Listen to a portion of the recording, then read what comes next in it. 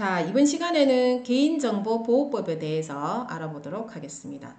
자, 개인정보라는 정의를 보시면은요, 살아있는 개인이라고 되어 있죠? 예, 죽어있는 사람은 해당되지 않습니다. 살아있는 사람에 대한 정보를 우리는 개인정보라고 하고 있고요. 이러한 개인정보에는 우리가 굉장히 중요하게 생각하는 주민등록번호라든지 또는 자동차 운전면허증 번호 또는 여권번호 이러한 것들을 다 포함을 해서 개인적인 신상에 해당되는 범죄 정보라든지 이러한 것들도 다 우리는 개인 정보로 보고 있습니다. 자, 두 번째 보시면 가명 정보라는 게 있죠. 자, 가명은 여러분들이 알다시피 진짜 이름이 아니라 가짜 이름으로 특정해서 A는 B는 이런 식으로 하기도 하고요. 이름을 홍길동은 이런 식으로 처리하기도 하죠. 자, 가명 처리 그리고 처리, 정보 주체, 개인정보 파일, 개인정보 처리자, 개인정보 취급자. 자, 나머지 여러분들이 한번 읽어보시고요. 개인정보 처리자라고 하면 업무를 목적으로 개인정보 파일을 운영하기 위하여 스스로 또는 다른 사람을 통하여 개인정보를 처리하는 공공기관, 법인, 단체, 개인 이러한 것들을 우리는 개인정보 처리자라고 말하고 있습니다. 자, 개인정보 취급자라고 하면 개인정보를 처리함에 있어서 개인정보가 안전하게 관리될 수 있도록 임직원, 파견 근로자, 시간제 근로자 등 개인정보 처리자의 지휘, 감독을 받아 개인정보를 처리하는 자를 우리는 개인정보 취급자라고 합니다. 실제로 개인정보를 이용해서 어떤 업무를 처리하는 그러한 그러한 일을 맡아 하는 자를 의미합니다. 자, 개인정보의 적정한 취급을 보장하기 위하여 개인정보 처리자는 개인정보 취급자에게 정기적으로 필요한 교육을 실시하여야 한다라고 되어 있습니다. 그러니까 실제적으로 개인정보를 취급하는 사람은 개인정보 취급자. 회사로 친다면은 내가 만약에 쇼핑몰을 운영하고 있다면은 쇼핑몰 회사 같은 경우는 개인정보 처리자에 해당이 되고요. 쇼핑몰 내에서 그러한 개인정보를 이용해서 관리를 하는 사람을 개인정보 취급자라고 하겠죠. 자, 개인정보 보호 책임자. 개인정보 처리에 관한 업무를 총괄해서 책임지거나 업무 처리를 최종적으로 결정하는 자로 개인정보의 처리에 관한 업무를 총괄하는 책임자. 여러분들이 쇼핑몰 제일 하단에 보시면은요, 개인정보 보호 책임자라고 있습니다. 이러한 개인정보를 취급함에 있어서 문제가 발생하거나 이러한 것들을 총괄적으로 관리하는 사람으로 개인정보가 유출된다든지 이러한 일들을 미연에 방지하고 또한 그러한 일이 생겼을 때에 책임을 지는 사람이라고 할 수가 있죠.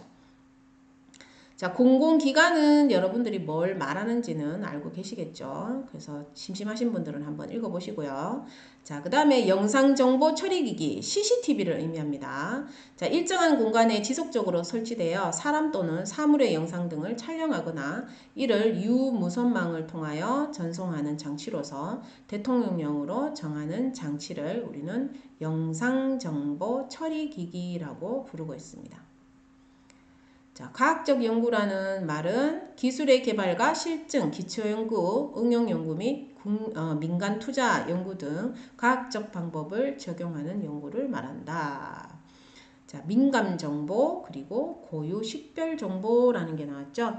자, 민감정보와 고유식별정보는 여러분들이 반드시 구분할 수가 있어야만 됩니다. 고유식별정보라고 하면 번호가 딱 일정하게 정해져 있는 거기 때문에 주민등록번호라든지 여권, 운전면허 또는 외국인 등록번호 이러한 것들을 우리는 고유식별정보라고 얘기하고 있습니다. 반드시 기억을 하셔야 되고요. 자, 그 외에 민감정보라고 하면 이거를 뺀 나머지 우리가 혈액형 유전자 검사에 관련된 거 그리고 특히 범죄 경력 정보 이런 것들이 우리가 법령에서 보면 벌금이나 또는 행정처분 이러한 것들을 할 때 보면 범죄 경력을 그 공무원들이 개인정보를 열람할 수 있도록 되어 있죠. 자, 개인의 신체적, 생리적, 행동적 특징에 관한 정보 그리고 인종이나 민족에 관한 정보 이러한 것들이 모두 다 민감 정보에 해당이 됩니다. 그래서 민감 정보와 고유 식별 정보를 구분할 수 있으면 되겠습니다. 자, 고객관리 프로그램 운용. 고객관리 프로그램 운영은 우리가 맞춤형 화장품 판매업소에서 고객관리를 하고 있죠. 그래서 여기에 관련되어 있는 내용들이 지금 개인정보보호법이 사실 나오는 이유가 실제로 소비자하고 직접 거래를 하는 우리가 맞춤형 화장품 판매업소 때문에 지금 여기서 다루고 있습니다. 자, 우리가 이러한 고객 관리를 고객을 관리하기 위한 이러한 프로그램 같은 경우에는요, 정보가 유출되지 않도록 반드시 해킹 방어 시스템이 되어 있어야 되고요. 고객 정보 입력 및 고객 관리는 개인정보보호법 규정에 반드시 따르도록 되어 있습니다. 데이터는 손상에 대비하여 물리적, 전자적 수단을 이용하여 보호되어야 하고 저장된 데이터는 접근성, 가독성, 정확성이 요구되고요. 데이터는 주기적으로 반드시 백업하도록 되어 있고요. 데이터를 폐기할 때는 복구되지 않도록 완전히 폐기 조치를 하도록 되어 있습니다. 그래서 이런 부분을 지금 4번 부분을 주의해서 그냥 한번 봐주시면 되겠죠. 이런 것들은 시험 문제 나올 때는 여러분들이 그 점수를 주기 위해서 나오는 시험 문제이기 때문에 충분히 다 맞출 수 있도록 여러분들이速독을 한 번 정도만 하셔도 맞출 수 있는 부분이겠죠. 자, 개인정보 보호의 원칙에 대해서 보시면은요. 처리 목적의 명확화. 자, 개인정보의 원칙에서 명확해야 되고, 그리고 목적 내에서 적법하게, 정당하게, 최대가 아니고 최소로 수집을 해야지만 됩니다. 딱 필요한 내용만 수집을 하는 거죠. 자, 처리 목적 내에서 처리하고 목적 외에는 절대로 활용을 금지하고 있습니다. 목적 외에서 활용을 금지하고 있기 때문에 예를 들어서 마타조에서 그 맞춤형 판매업소에서 우리가 고객을 관리하다가 내가 학교 대학원에 가서 논문을 쓰게 됐다 이렇게 사용을 하게 된다면 미리 고객들한테 다시 우리가 그걸 우리가 가능하다라는 거를 그분들한테 받아야 되고 수집을 해야 되고요. 또는 처음에 가입할 때부터 그렇게 이용할 수 있다라는 걸 반드시 명시해서 그분들이 가능하도록 사용할 수 있도록 허락을 받아야지만 가능합니다. 자, 처리 목적 내에서 정확성, 완전성, 최신성을 보장을 해야 되고요. 정보 주체의 권리 침해, 위험성 등을 고려하여 안전하게 관리해야지만 됩니다. 개인정보 처리사항 공개로 정보 주체의 권리를 보장해야지만 되고요. 사생활 침해를 최소화해서 처리를 해야 되고 가능한 한 익명으로 처리하도록 되어 있습니다. 반드시라는 말은 되어 있지 않죠. 자, 개인정보 처리자의 책임 준수, 정보 주체의 신뢰성을 반드시 확보해야지만 된다라고 되어 있습니다. 자, 밑에 네모칸은 여러분들 맞춤형 화장품 판매업소에 해당되는 내용들을 이렇게 딱 정리해서 해놨죠. 그래서 중요한 거는 밑에 별표에 보시면은 소비자 피부 진단 데이터 등을 활용해서 연구 개발 등 목적으로 사용하고자 하는 경우에는 소비자한테 별도로 반드시 사전 안내를 하고 동의를 받아야지만 된다라고 되어 있습니다. 자, 정보 주체의 권리. 정보 주체의 권리라고 하는 거는요, 이러한 개인 정보를 제공했는 소비자 고객을 의미합니다. 개인정보 처리에 관한 정보를 제공받을 권리가 있고요. 개인정보 처리에 관한 동의 여부, 동의 범위 등을 내가 동의한다, 동의 안 한다 이렇게 선택할 수 있는 그러한 결정할 권리를 가지고 있고요.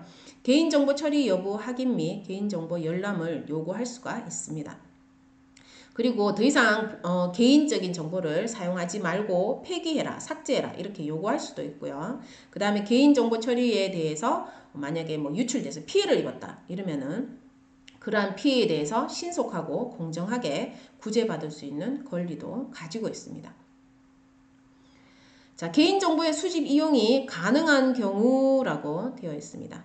자, 정보 주체의 동의를 받은 경우 그리고 이러한 받았는 경우에는 동의받을 때 고지사항의 수집, 목적, 그리고 항목, 보유, 이용기간, 동의를 한다, 동의를 하지 않는다 이러한 것들, 동의하지 않았을 때 불이익 내용 이러한 것들을 반드시 고지를 해서 동의를 받도록 되어 있습니다.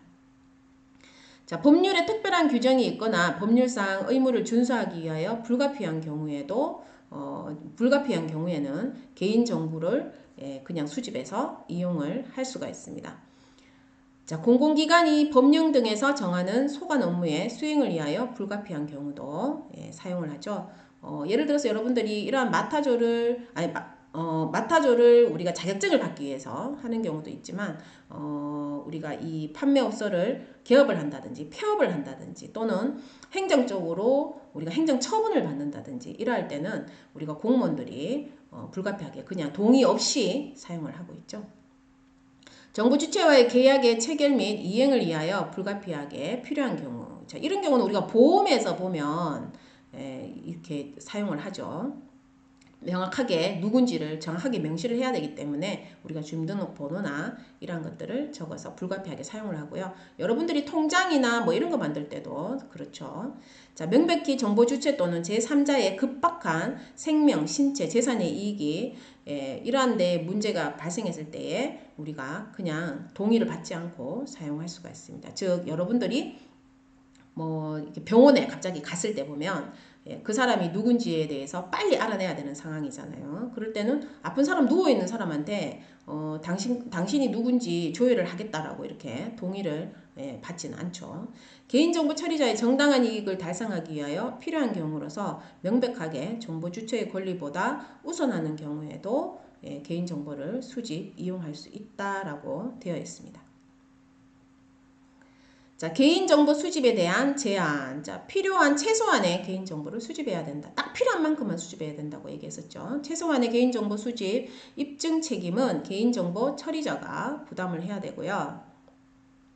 필요한 최소한의 정보 외에 개인정보 수집은 동의 및 거부를 가능하고요. 최소한의 정보 외 개인정보 수집을 거부하여 재화 또는 서비스의 제공을 거부하는 행위는 금지하고 있습니다. 이러한 부분을 잘 모르고 아주 쉬운 부분인데도 시험 문제에서 틀릴 수가 있습니다. 그래서 4번 부분 주의해서 여러분들이 봐주시면 되겠습니다. 밑에 나오는 네모칸 부분은 여러분들이 한번 읽어보시고요. 위에서 지금 나오는 내용들을 전체적으로 지금 다루고 있는데 시험에도 한번 나오긴 했어요. 근데 전체적으로 읽어보시면 결론을 짓자면 뭐냐 하면은 우리가 어떤 자격증을 신청하거나 또는 장사를 하기 위해서 우리가 이 등록증을 낸다든지 또는 폐업을 한다든지 또는 그 행정 처분을 받거나 벌금, 과징금, 과태료 뭐 이런 것들을 처분받는다든지 이러한 행정적인 것들을 할 때 보면은 이 공무원들이 임의로 다 처리를 하고 있죠. 그래서 그러한 내용들을 지금 다루고 있기 때문에 지금 제15조에 관련되어 있는 내용들은 여러분들이 주의 깊게 봐주시기 바랍니다. 시험 문제에 점수를 주기 위한 문제로 종종 출제가 되기도 합니다. 한번 출제가 되기도 했어요. 자, 개인정보 동의를 받는 방법 어떤 식으로 받느냐. 자, 개인정보 처리자는 개인정보의 처리에 대하여 정보 주체의 동의를 받을 때에는 그 고객의 정보 주체라는 것은 고객을 얘기하는 겁니다. 동의를 받을 때는 각각의 동의사항을 구분하여 정보 주체가 이를 명확하게 인지할 수 있도록 각각 동의를 받도록 되어 있습니다. 그냥 한꺼번에 동의를 받는 게 아니고요. 여러분들이 보험 가입하거나 또는 은행에 가서 보면은 각각 칸에 예 아니요 예 아니요를 체크를 하도록 되어 있죠. 그래서 각각 동의를 다 받도록 되어 있습니다. 개인정보 처리자는 동의를 서면으로 받을 때에는 개인정보의 수집, 이용 목적, 수집, 이용하려는 개인정보의 항목 등 대통령령으로 정하는 중요한 내용을 보호위원회가 고시로 정하는 방법에 따라 명확히 표시하여 알아보기 쉽도록 해야지만 됩니다. 우리가 서면으로 받을 때 보면 보통 패블릿을 통해서 전자로 우리가 체크를 하는 경우도 있고요. 종이로 서면으로 하는 경우도 있죠. 이러한 서면은 둘 다를 지금 포함하고 있습니다. 자, 대통령령으로 정하는 중요한 내용이란 어떤 내용인가? 자, 첫 번째 보시면은요. 개인정보의 수집, 이용 목적 중 제한화 서비스의 홍보 또는 판매 권유 등을 위하여 해당 개인정보를 이용하여 정보 주체에게 연락할 수 있다는 사실. 이러한 항목을 만든다는 뜻이겠죠. 자, 처리하려는 개인정보의 항목 중 다음 항목의 사항, 민감정보라든지 또는 고유 식별번호에 해당되는 번호, 그리고 개인정보의 보유 및 이용 기간, 뭐 대부분 뭐 1년 아니면 3년 이런 식으로 보유 기간이 적혀 있죠. 그 기간이 지나면 다시 체크를 하도록 되어 있습니다. 개인정보를 제공받는 자 및 개인정보를 제공받는 자의 개인정보 이용 목적 등 이러한 것들도 다 항목에 표시하고 있죠. 그래서 개인정보를 수집하는 자가 누군지를 명확하게 표시를 해야지만 되고요. 그리고 이러한 정보를 수집하는 이유가 뭔지에 대해서도 정확하게 그 목적을 밝히도록 되어 있습니다. 자, 개인정보 처리자는 개인정보의 처리에 대하여 정보 주체의 동의를 받을 때는 정보 주체와의 계약 체결 등을 위하여 정보 주체의 동의 없이 처리할 수 있는 개인정보와 정보 주체의 동의가 필요한 개인정보를 구분해서 동의를 받도록 되어 있고요. 이 경우 동의 없이 처리할 수 있는 개인정보라는 입증 책임은 개인정보 처리자가 반드시 부담하도록 되어 있습니다. 자, 개인정보 처리자는 정보 주체에게 제화나 서비스를 홍보하거나 판매를 권유하기 위하여 개인정보의 처리에 대한 동의를 받으려는 때에는 정보 주체가 이를 명확하게 인지할 수 있도록 알리고 동의를 받아야만 합니다. 여러분들이 어디에 가입할 때 보면 제3자한테 제공할 수 있다 또는 다른 뉴스나 이런 것들을 보낼 수 있다 이런 것들을 동의받도록 되어 있죠. 예, 그래서 그러한 부분을 의미하는 거고요. 각각 체크할 수 있도록 되어 있죠. 그게 바로 구분해서 표시한다는 뜻입니다. 개인정보 처리자는 정보 주체가 선택적으로 동의할 수 있는 사항을 동의하지 아니하거나 제4항 및 제18조 제2항 제1호 에 따라 동의를 하지 아니한다는 이유로 정보 주체에게 제한 또는 서비스의 제공을 거부하여서는 아니 됩니다. 지금 이런 부분 때문에 걸리는 회사들이 상당히 많아요. 거부한다고 해서 차별적으로 받으면 안 되는 부분이거든요.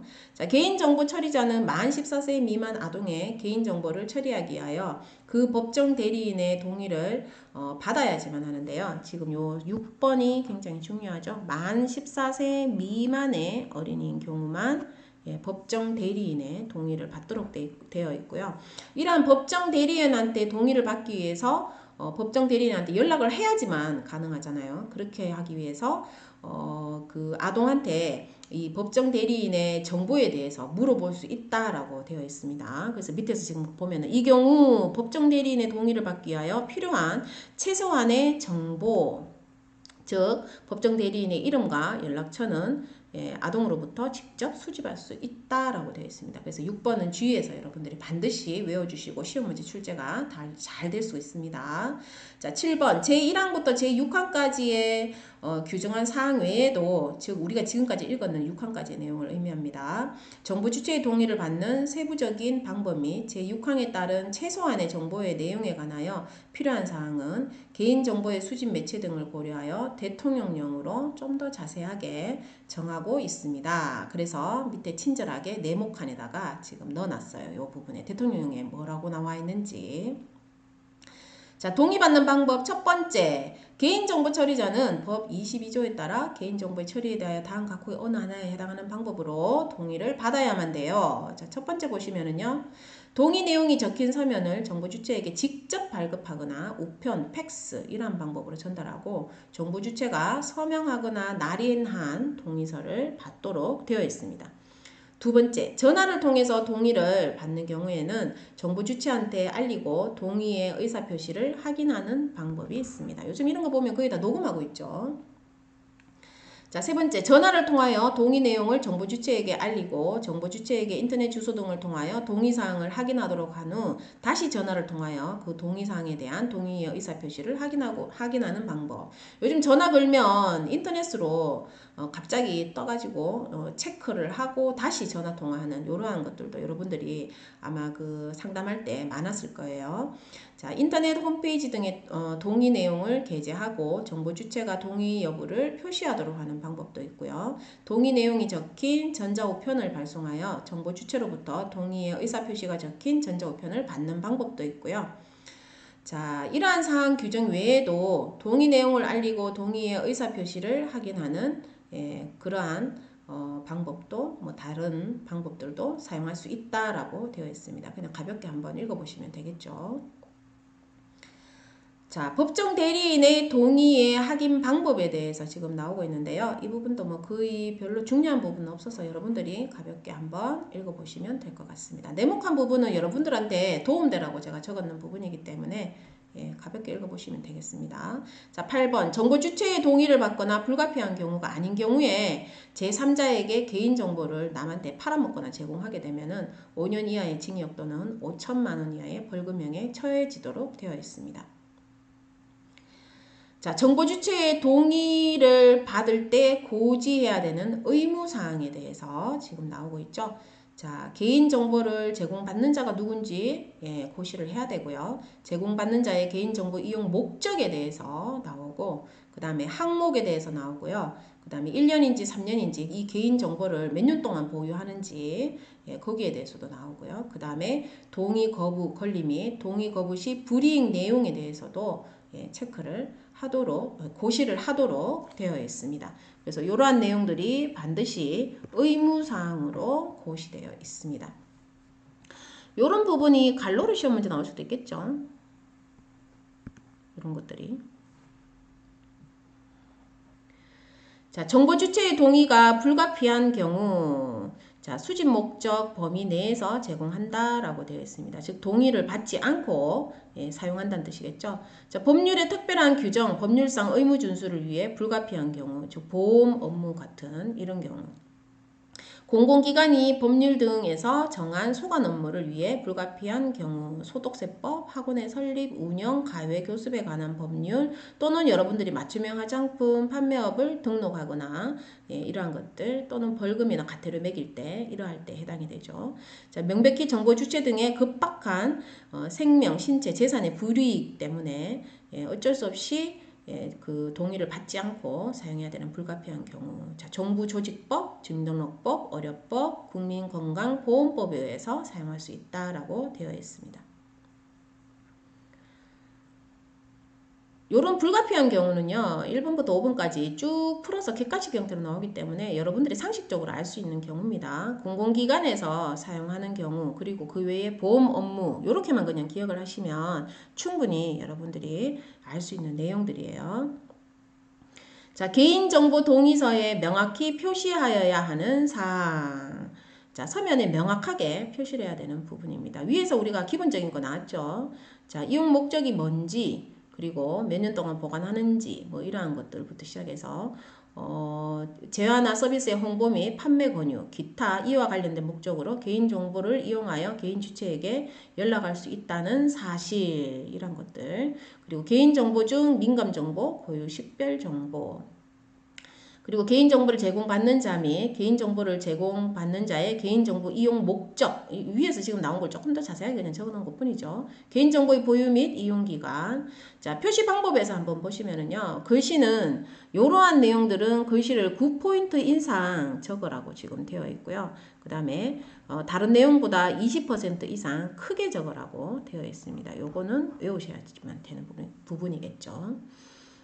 의무적으로 반드시 명확히 표시해야 되는 사항만 여기에 해당이 됩니다. 다른 색의 글씨 또는 굵게 또는 밑줄을 확 긋는다든지 이런 식으로 하라고 되어 있는데 여러분들이 대출할 때 보면 이런 내용들이 굵게 적혀 있죠. 보험 가입할 때도 보면 보셨을 겁니다. 그걸 곰곰이 생각을 한번 해보시면 돼요. 글씨가 좀 더 명확하게 크게 적혀 있고 중요한 부분에 그렇게 적혀 있었죠. 자, 중요한 내용이 많은 경우에는 별도로 요약하여서 제시할 수 있도록 글을 적도록 되어 있습니다. 자, 만 14세 미만은 법정 대리인한테 동의를 받아야 된다라고 되어 있고요.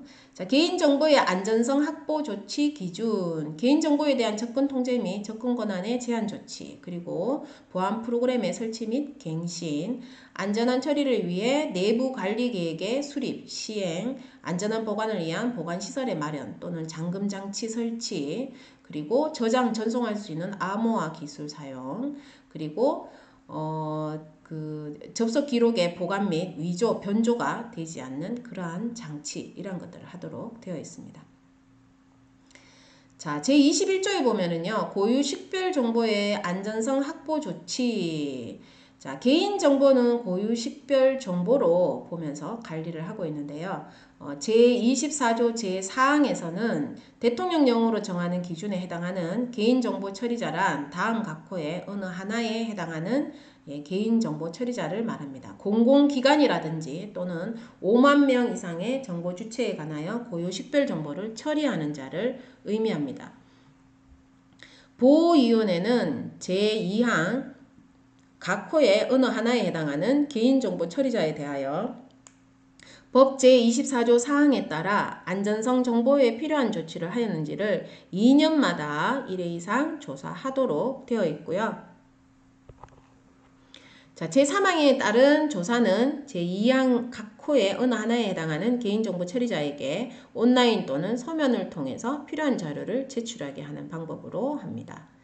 자, 법 제24조 5항에서 대통령령으로 정하는 전문기관이란 자, 한국인터넷진흥원. 여러분들이 보통 개인정보 유출이 되거나 이 쇼핑몰을 하면서 우리가 그 방호벽이 똑바로 안 돼 있으면 개인정보가 유출되는 경우가 되게 많습니다. 그러면 대부분 한국인터넷진흥원에서 연락이 오죠. 조치를 취하고 취한 상태에서 어떠한 거를 달라고 이렇게 연락이 와요. 어떻든 이러한 한국인터넷진흥원 외에도 보면은 조사를 수행할 수 있는 기술적 재정적 능력과 설비를 보유한 것으로 인정되어 보호위원회가 정하여 고시하는 법인 단체 또는 기관, 즉 한국인터넷진흥원 외에도 별도로 기관을 지정할 수 있다라고 지금 기타로 하나 더 뒀죠. 자, 개인정보보호위원회. 개인정보 보호에 관한 사무를 독립적으로 수행하기 위하여 국무총리 소속의 중앙행정기관으로 개인정보보호위원회를 두고 있습니다. 국무총리 소속의 중앙행정기관이라고 되어 있죠. 자, 보호위원회는 상임위원 2명 그리고 9명의 위원으로 구성하고요. 위원회의 임기는 3년으로 하고 있습니다. 자, 보호위원회의 위원은 개인정보 보호에 관한 경력과 전문 지식이 풍부한 다음 각 호의 사람 중에서 위원장과 부위원장 그리고 국무총리의 제청으로 그 외 위원 중 2명은 위원장의 제청으로 그리고 2명은 대통령이 소속되거나 소속되었던 정당의 교섭단체 추천으로 그리고 3명은 그 외에 교섭단체 추천으로 대통령이 임명 또는 위촉합니다. 어떻든 정부기관 관련자들이 개인정보보호위원회를 하고 있죠. 상급 이상의 공무원에 해당되고요. 그리고 판사, 검사, 변호사 이란 직에 10년 이상 있었던 사람. 이것까지 시험 문제 나올까 싶기도 한데요. 뭐 어렵게 내려면 나올 수도 있겠죠. 지금까지 나온 적은 없는데 사실 맞춤형 화장품은 사실 우리가 실질적으로 우리한테 와닿는 그런 문제들만 많이 나오기 때문에 이것까지 나올까 하는 생각은 하지만 그래도 한번 정리해서 좀 더 추가해서 한번 적어봤습니다.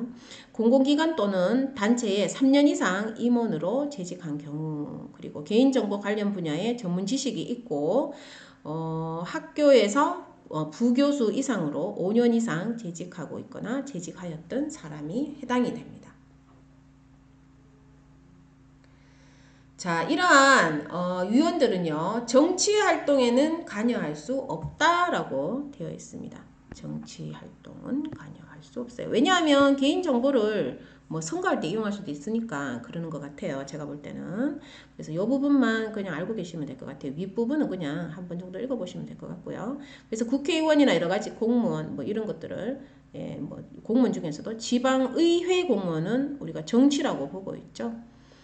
국가공무원 또는 지방공무원 그 밖에 대통령령으로 정하는 직이라고 되어 있네요. 네, 이러한 정치활동에는 관여할 수가 없습니다. 자, 정보보호위원회는 어떤 일을 하는지 한번 볼까요? 개인정보의 보호와 관련된 법령의 개선에 관한 사항 그리고 정책, 제도, 계획 수립, 집행 이런 개인정보보호법 뭐 이런 것들에 관련된 거겠죠. 자, 권리 침해에 대한 조사, 이에 대한 처분이라든지 또는 고충 처리, 권리 구제, 개인정보에 대한 분쟁 이런 것들을 조정하고요. 그리고 국제기구 및 개인의 개인정보보호기구와의 교류를 한다든지 협력 이런 것들 그리고 법령에 관련된 것들을 만들거나 또는 교육하거나 홍보에 관한 것들 그리고 기술개발의 지원, 보급, 전문 인력의 양성 즉 개인정보는 굉장히 보호를 잘해야 되잖아요. 그죠? 그러한 것들도 보호를 잘할 수 있도록 교육시키는 것들도 이분들이 하고 있습니다. 이 법 및 그러니까 즉 개인정보보호법을 얘기하죠. 다른 법령에 따른 보호위원회의 사무로 규정된 사항들 어떻든 개인정보에 관련되어 있는 사항들이라는 뜻이에요. 자, 개인정보를 유출됐을 때에 어떻게 통지하는가에 대한 거 시험 문제 한번 나왔었고요. 예, 객관식으로 나왔기 때문에 객관식 정도로 여러분들이 맞출 수 있을 정도로 보시면 되겠습니다. 사실 개인정보보호법은 내용이 굉장히 많지만 여러분들이 실제로 마판업을 할 때에 적용되는 부분만 예, 좀 더 명확하게 보시면 될 것 같습니다. 자, 개인정보 처리자는 개인정보가 유출되었음을 알게 되었을 때는 서면 등의 방법으로 지체 없이 정보 주체한테 알려야 됩니다. 즉, 개인정보가 만약에 홍길동이가 유출됐다면 홍길동이한테 예, 지체 없이 알려야 돼요. 다만 유출된 개인정보의 확산 및 추가 유출을 방지하기 위하여 접속 경로의 차단, 취약점 점검, 보완, 유출된 개인정보의 삭제 등 긴급한 조치가 필요한 경우에는 그 조치를 취한 후에 알려도 됩니다. 위급한 상황부터 먼저 하라는 뜻이죠. 그죠? 자, 개인정보 처리자는 개인정보가 유출되었음을 알고 긴급한 조치를 한 후에는 구체적인 유출 내용을 확인하지 못한 경우에는 개인정보가 유출된 그 부분만큼만 일단 먼저 알리고요. 나중에 추가로 더 유출된 내용이 나오면 추가로 그때 더 알려도 됩니다. 자, 1,000명 이상의 정보 주체에 관한 개인정보가 유출된 경우에는 전문기관에 반드시 신고하도록 되어 있는데요. 네, 1,000명 이상일 때 예, 정부기관에 신고하도록 되어 있습니다. 자, 5일 이내에 신고를 하고요. 그 다음에 서면 등의 방법과 함께 인터넷에도 게시를 하도록 되어 있습니다. 일주일 이상 게시를 하도록 되어 있죠. 인터넷 홈페이지에도. 그래서 3번 굉장히 중요합니다. 자, 인터넷 홈페이지를 운영하지 않는 경우에는요, 개인정보 처리자의 경우, 이러한 개인정보 처리자의 경우에는 서면 등의 방법과 함께 사업장에 보기 쉬운 장소에다가 7일 이상 게시를 해도 됩니다. 그래서 여러분들한테 해당되는 내용이기 때문에 3번은 매우 중요하고요. 어떻든 개인정보가 유출됐을 때 통지를 어떤 식으로 하는지 1, 2, 3번을 명확하게 기억을 하시기 바랍니다. 개인정보를 파기하는 방법에 대해서 나오고 있는데요. 파기는 지체 없이 5일 이내에 완전히 파기해야 된다라고 되어 있죠. 네, 이 부분이 중요하고 나머지는 복구가 더 이상 안 되도록 파기해야 되기 때문에 보시고 예, 그냥 한 번 정도 그냥 가볍게 읽어보시기만 하면 될 것 같습니다. 자, 영상정보 처리기기의 종류에 대해서 나오고 있습니다. 폐쇄회로 텔레비전이 있고요. 네트워크 카메라가 있습니다. CCTV가 이렇게 두 가지가 있는데요. 폐쇄회로 텔레비전은 다른 데로 보내지 않고 그냥 그 자체로서 그냥 영상을 녹화하고 기록하는 그러한 장치에 해당이 되고요. 네트워크 카메라 같은 경우에는 우리가 인터넷이나 이런 것들을 통해서 다른 데서 저장하고 관리하는 장치를 의미합니다. 그래서 폐쇄회로 텔레비전이 있고 네트워크 카메라가 있다. 두 가지, CCTV는 두 가지의 종류가 있다라는 거 알고 계시고요. 자, 영상정보 처리기기의 설치 운영에 대한 제한에 대해서 지금 고시를 하고 있는데요. 자, 누구든지 공개된 장소에 영상정보 처리기기를 설치 운영하여서는 아니 된다라고 되어 있는데 지금 즉 1번과 5번에 해당 사항이 아닌 경우에는 공공장소에 네 마음대로 CCTV 달면 안 돼 라고 되어 있습니다. 자, 법령으로 구체적으로 허용하고 있는 경우 그리고 범죄의 예방 및 수사를 위해서 필요한 경우, 시설 안전 및 하재 예방을 위한 경우, 교통단속을 위하여 필요한 경우, 교통정보를 수집하는 경우, 이런 경우를 빼고는 공개된 장소에다가 CCTV를 달면은 안 됩니다. 근데 일반적으로 보면 우리가 우리 회사의 바깥 부분, 바로 앞부분에 설치하는 경우도 되게 많죠, 그죠? 그러한 경우에는 여기 3번에 해당되는 경우가 굉장히 많습니다. 시설 안전 및 화재 예방을 위해서 예, 이러한 것들을 위해서 한다라고 예, 목적을 표시를 해놓죠, 그죠? 예. 그래서 1번에 나오는 요 범위에 대해서 중요합니다.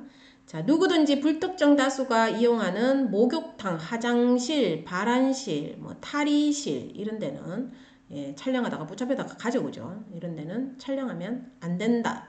하지만 교도소, 정신보건시설, 정신병원이나 뭐 이러한 요양시설을 의미하겠죠. 이런 데는 예, 설치할 수 있다라고 되어 있습니다.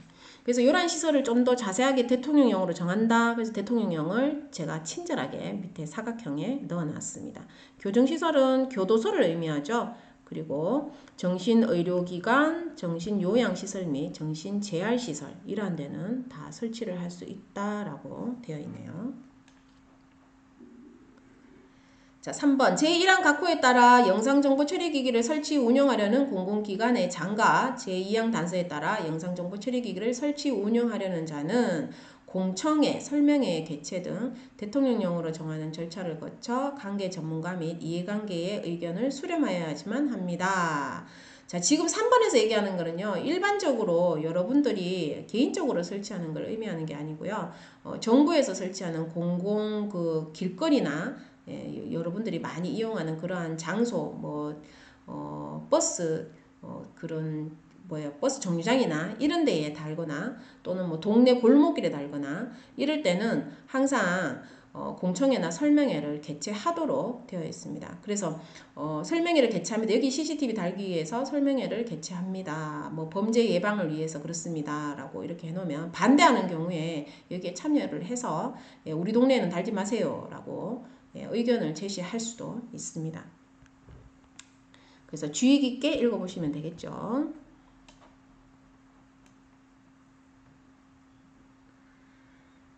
자, 4번 제1항 각호에 따라 영상정보 처리기기를 설치 운영하는 자는 정부 주체가 쉽게 인식할 수 있도록 다음 각호의 사항이 포함된 안내판을 반드시 설치하도록 되어 있어요. 다만 우리가 군사시설이라든지 또는 국가 중요시설, 그 밖에 대통령령으로 정하는 시설에 대해서는 우리가 안내판을 달지 않습니다. 국가에 관련되어 있는 기밀사항들에 관련된 것은 CCTV가 어디 있는지 밝혀놓지도 않습니다. 예. 자, 안내판 표시 방법에 대해서 나오는데요. 이거 시험 문제 한번 나왔었죠. 3회차인가 4회차인가 한번 나갔고 욕하고 다들 난리가 났었죠. 난데없이 CCTV가 시험 문제 나왔다고. 자, 안내판에 반드시 표시해야 되는 사항. 자, 왜 설치를 했는지에 대한 설치 근거 및 목적이 있고요. 몇 대를 설치했다는 건지, 그리고 어디다가 설치했다는 건지, 그리고 촬영 범위가 얼만큼 된다는 건지 이러한 내용들을 우리가 적도록 되어 있고요. 그 다음에 관리하는 책임자, 담당 부서 이러한 사람들이 누군지 명확하게 적어서 전번까지 적어 놓도록 되어 있습니다. 영상정보의 촬영 시간 24시간 대부분 하고 있죠. 보관 기간, 보관 장소, 처리 방법, 그리고 영상정보의 확인 방법 및 장소, 그 다음에 영상정보 열람 등 요구에 대한 조치, 그 다음에 영상정보 처리를 위한 기술적, 관리적, 물리적 조치, 그 밖에 영상정보 처리기기의 설치 운영 및 관리에 필요한 사항 등을 적을 수 있다라고 되어 있어요. 그래서 밑에 네모칸에 보시면은요, 요 내용을 네모에다가 이렇게 함축해서 적어놨습니다. 자, 첫 번째 보시면 개인정보보호법 CCTV 녹화 중 이렇게 딱 해놓고 그림을 그려놓죠. 그리고 설치 근거 및 목적은 방범과 화재 예방을 위한 건데요. 이거는 바로 주 목적이 시설 안전 관리를 위한 것이다 라고 되어 있고요. 촬영 시간은 24시간이고요. 그리고 촬영 방법은 녹화의 방법을 사용하고 있습니다. 설치 대수 및 촬영 범위는 4대를 설치되어 있고요. 건물 내 외부에 모두 4대가 있다라고 되어 있네요. 자, 그러면 여기 녹화가 되면 어디에 보관하느냐? 보관 장소는 어느 회사 전산실에 있습니다. 라고 되어 있네요. 그리고 처리 방법은 30일 보관 후에 자동 폐기된다. 라고 되어 있고요. 관리 책임자는 이름 있고 전화번호가 있습니다. 근데 대부분 여러분들이 지나다니면서 CCTV 그걸 보면은요. 요게 상세하게 빠져있는 경우도 되게 많아요. 왜냐면 도둑놈이 거기 들어가서 할 수도 있으니까. 그냥 회사 이름만 딱 적어놓고 어디에 있는지는 장소를 명확하게 안 적는 경우도 굉장히 많습니다. 어떻든 요 부분은 여러분들이 쉽게 외우시려면은요. 우리가 아마 이 촬영 범위가 시험 문제에 나왔던 것 같아요. 갈로로 나왔었습니다. 그래서 촬영 범위, 촬영 대수 이거는 지나다니면서 CCTV 볼 때마다 여러 번 읽다 보면 무슨 내용이 빠졌는지 알 수 있는 내용이기 때문에 수시로 그냥 여러 번 읽어보는 방법밖에 없을 것 같아요. 어떻든 요거는 시험 문제에 다시 나올 가능성이 상당히 높겠죠. 다른 부분에서 갈로로 나올 수도 있겠죠. 자, 안내판의 설치에 관련되어 있는 대통령령, 즉 시행령에서 규정하고 있는 내용에 대해서 나오고 있는데요. 요거는 여러분들이 그냥 가볍게 한번 읽어보시고요. 자, 영상정보 처리기기 운영자는 영상정보 처리기기의 설치 목적과 다른 목적으로 영상정보 처리기기를 임의로 조작하거나 다른 곳을 비춰서는 안 되고 녹음 기능은 사용할 수 없습니다. 예전에는 녹음 기능이 있었는데 이 기능이 사라졌어요. 영상정보 처리기기 운영자는 개인정보가 분실, 도난, 유출, 위조, 변조 또는 훼손되지 않도록 안정성 확보를 반드시 해야 되고요. 영상정보 처리기기 운영자는 대통령령으로 정하는 바에 따라 영상정보 처리기기 운영 관리 방침을 마련하여야지만 됩니다. 자, 나머지 부분은 여러분들이 그냥 가볍게 읽어보시고요. 자, 8번에 보시면은요. 이러한 영상정보 처리기기의 설치 운영에 관한 거는 위탁할 수도 있습니다. 요즘 보면 여러분들 뭐 세콤이나 이런 데다 위탁해서 많이 하시죠. 자, 업무 위탁에 따른 개인정보의 처리 제한. 자, 개인정보 처리자가 제3자에게 개인정보의 처리 업무를 위탁하는 경우에는 다음 각호의 내용이 포함된 문서에 의하여야만 됩니다. 자, 위탁 업무 수행 목적 및 개인정보의 처리 금지에 관한 사항, 그리고 제가 위탁만 했지 그 사람들이 개인정보를 마음대로 써먹을 수는 없는 거죠. 그죠? 자, 개인정보의 기술적, 관리적 보호 조치에 관한 사항, 그 밖에 개인정보의 안전한 관리를 위하여 대통령으로 정한 사람. 제1항에 따라 개인정보 업무를 위탁하는 개인정보 처리자는 위탁하는 업무의 내용과 개인정보 처리 업무를 위탁받아 처리하는 자를 개인정보가 언제든지 쉽게 확인할 수 있도록 대통령령으로 정하는 방법에 따라 공개하여야만 합니다. 그래서 누가 위탁해서 하는지에 대해서 요즘 보면 뭐 다 적혀 있죠, 그죠? 간판으로 딱 붙여 놓잖아요. 그리고 그러한 사람들이 위탁해서 관리한다고 해서 개인정보라고 하면 우리 얼굴에 해당이 되겠죠. CCTV 찍혔으니까. 예, 그런 것들을 마음대로 사용할 수 있는 것은 절대로 아니다라는 그런 뜻입니다. 자, 요 네모 있는 내용은 그냥 한번 읽어보시고요.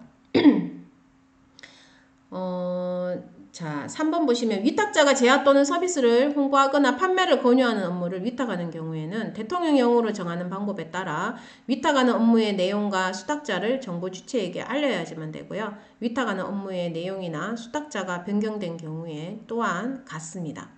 자, 위탁자는 업무 위탁으로 인하여 정보 주체의 개인 정보가 분실, 도난, 유출, 위조, 변조 또는 훼손되지 아니하도록 수탁자를 교육하고 처리 현황 점검 등 대통령령으로 정하는 바에 따라 수탁자가 개인 정보를 안전하게 처리하는지를 감독하여야지만 됩니다.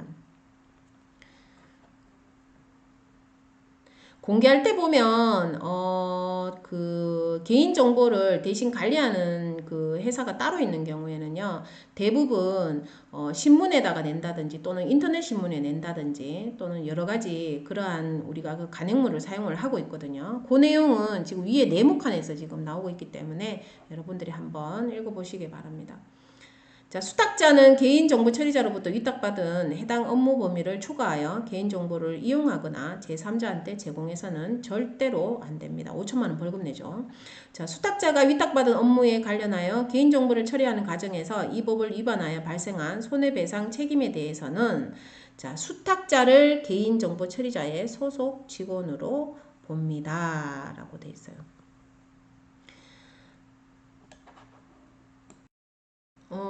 이 내용에서 보면은요, 자, 위탁자, 수탁자, 위탁은 맡기는 회사를 의미하고요. 수탁은, 받았는 사람, 즉, 세콤을 의미하죠.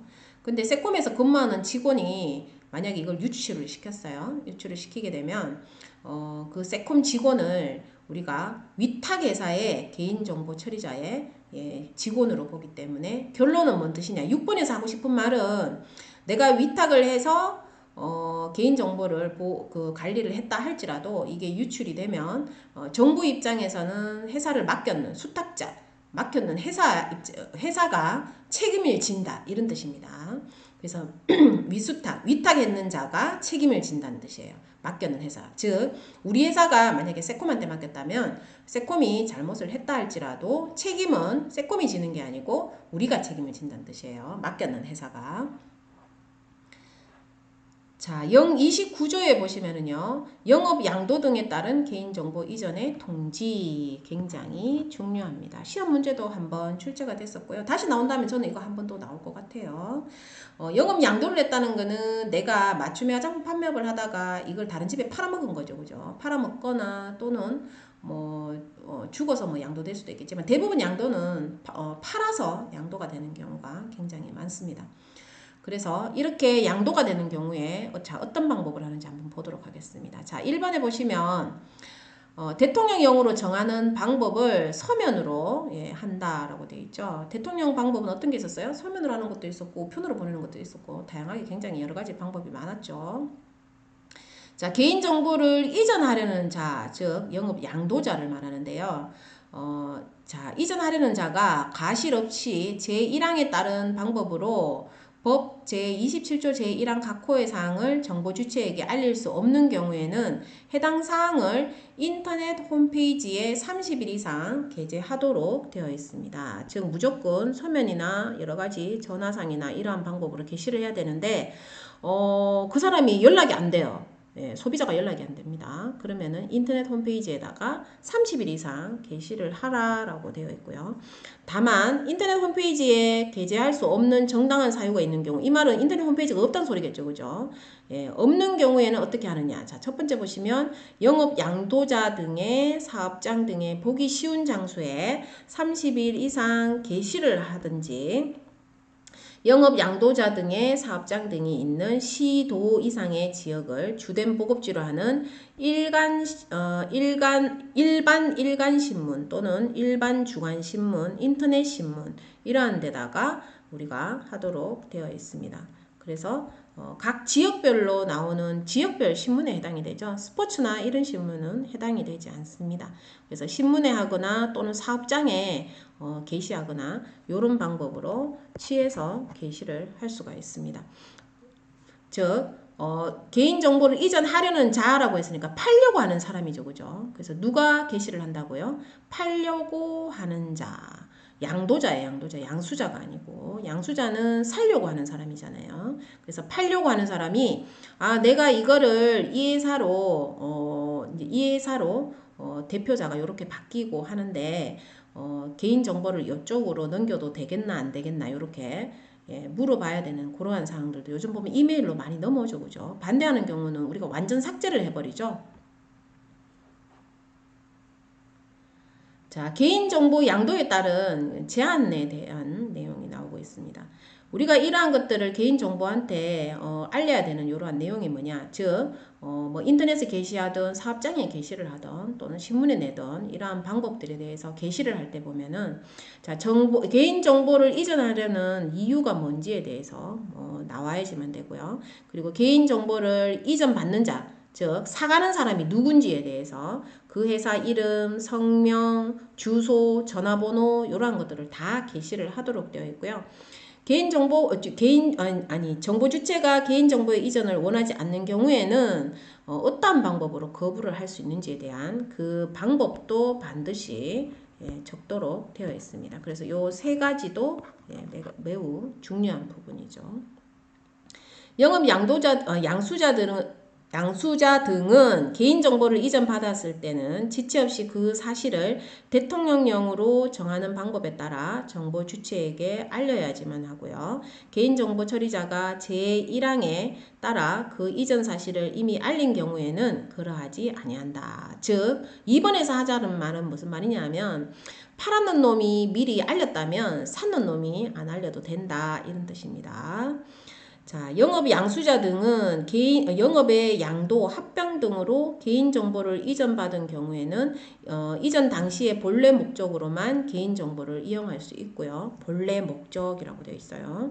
제3자에게 개인정보를 이용하여 제3자에게 제공할 수 있다라고 되어 있으니까 여기서 목적에 딱 해당되는 경우에만 제3자한테 제공할 수 있다라고 되어 있습니다. 이 경우 영업 양수자 등은 개인정보 처리자로 보고 있습니다.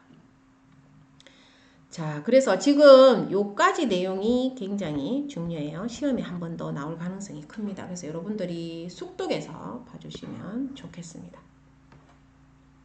시간 투자를 가장 많이 해야 되는 부분이라고 할 수가 있어요. 개인정보보호법에서.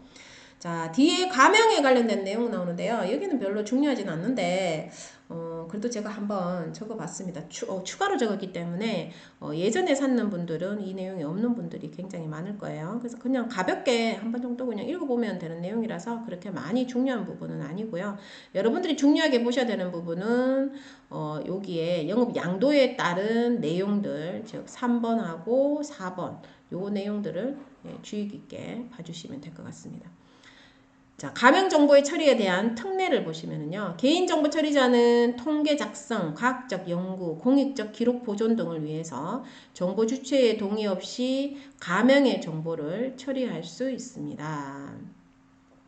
개인정보 처리자는 제1항에 따라 가명정보를 제3자에게 제공하는 경우에는 특정 개인을 알아보기 위하여 사용될 수 있는 정보를 절대로 포함해서는 안 됩니다. 그래서 가명을 쓰는 경우에는 누군지 알아볼 수 없도록 해야지만 된다라고 되어 있죠. 그래서 여기 보시면 통계라든지 공익적에 관련된 내용에만 가명으로 처리해서 쓸 수 있지만 그 개인이 누군지는 알 수 없도록 되어 있어야지만 된다라고 되어 있고요. 개인적으로 여러분들이 논문을 쓴다든지 뭐 그런 식으로 할 때는 반드시 동의를 받도록 되어 있습니다.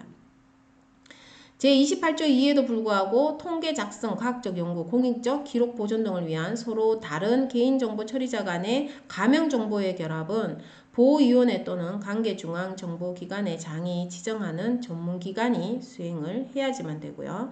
결합을 수행한 기관 외부로 결합된 정보를 반출하려는 개인정보 처리자는 가명정보 또는 제58조의 2에 해당하는 정보로 처리한 뒤 전문기관의 장의 승인을 받아야만 합니다.